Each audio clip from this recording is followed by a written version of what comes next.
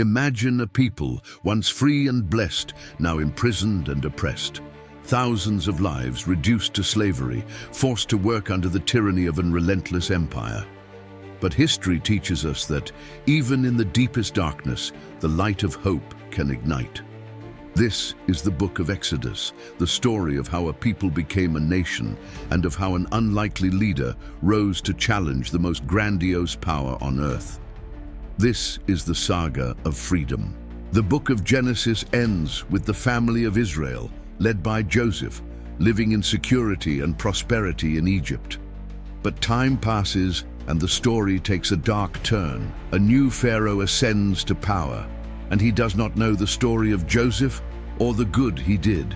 Seeing the people of Israel grow and multiply in a frightening way, he is overcome with fear. He is afraid that, in the event of a war, the Israelites might join their enemies and fight against Egypt.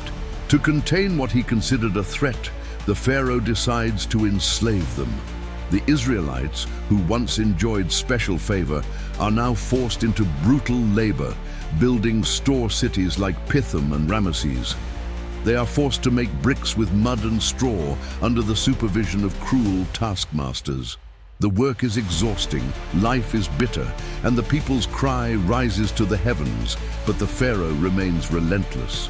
Not satisfied with slavery, the Pharaoh, consumed by an even greater evil, orders all Egyptian midwives to kill the Hebrew baby boys at birth. The measure is an attempt at genocide to control the population.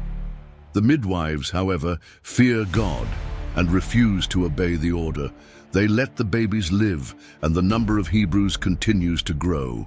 The Pharaoh then gives an even more cruel order to all his people. Every son that is born you shall cast into the Nile, but every daughter you shall let live. It is in this scenario of terror that a woman of the tribe of Levi, Jochebed, gives birth to a beautiful baby.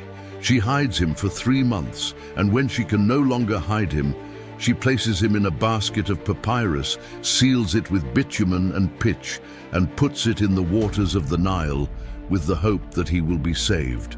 The baby's older sister, Miriam, watches the basket from a distance. The Pharaoh's daughter, bathing in the river, finds the basket and, moved by compassion, rescues the child. Miriam approaches and, with courage, suggests that the princess hire a Hebrew wet nurse, and so the baby's biological mother, Jochebed, is hired to nurse her own son. The child, named Moses, drawn from the water, grows up as a prince in the Pharaoh's palace, ignorant of his true heritage. Time passes, and Moses grows up. He realizes the injustice and suffering of his people, the Hebrews. One day he sees an Egyptian taskmaster beating a Hebrew slave, and, in a moment of fury and indignation, kills the Egyptian, hiding his body in the sand. When the news spreads, Moses is forced to flee. He trades the pomp and wealth of the palace for the arid solitude of the desert, becoming a shepherd in the land of Midian. He spends 40 years herding his father-in-law Jethro's flock, and it is there, in the midst of the desert's tranquility, that his destiny is revealed.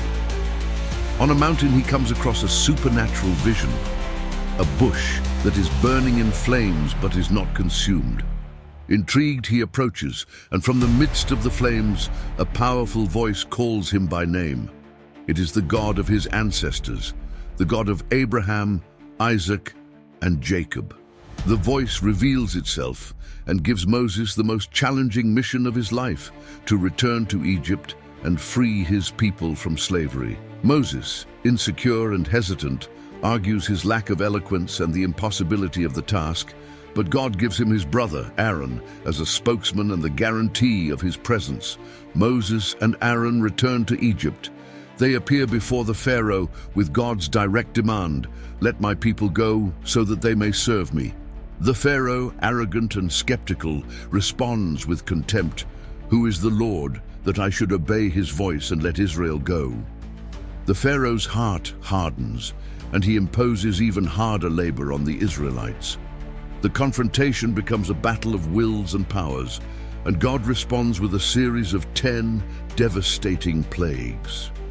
The waters of the Nile turn to blood, an infestation of frogs and lice, swarms of flies, a plague that kills the cattle, painful boils, a storm of hail and fire, a cloud of locusts, a total darkness for 3 days, and finally, the most devastating plague of all, the death of all the firstborn in Egypt. The people of Israel, instructed by God, mark their doors with the blood of a lamb, and death passes over them, sparing their lives. This night becomes the Passover, the celebration of their liberation. Death strikes every Egyptian home that was not marked by the lamb's blood, including the Pharaoh's own firstborn. Humiliated and broken, the Pharaoh finally orders the Israelites to leave Egypt. Thousands of families carrying their belongings march toward freedom, guided by a pillar of cloud by day and a pillar of fire by night. But the journey to freedom is not easy. The Pharaoh's heart hardens once again, and he regrets his decision.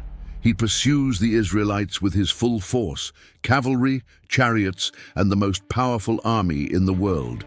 The Israelites arrive at the edge of the Red Sea, and they are cornered. In front, the impassable sea. Behind, the fury of the Egyptian army. They cry out, desperate. Moses, with unwavering faith, stretches his staff over the Red Sea. In one of the greatest miracles in history, the waters part, forming a dry path. The Israelites march to the other side, and when the last one of them reaches dry land, Moses stretches his staff again, and the waters return, drowning the Egyptian army and ending the Pharaoh's oppression forever.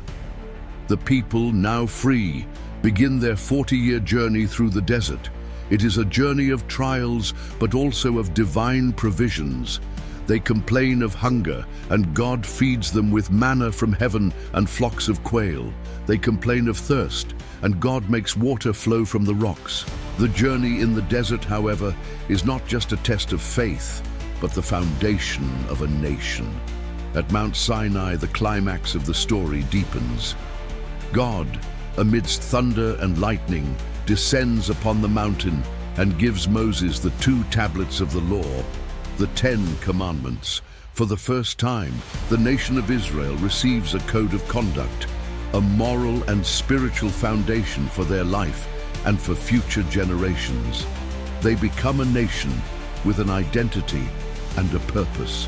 Moses also receives detailed instructions for the construction of the tabernacle, an elaborate meeting tent made of gold, silver, linen, and wood.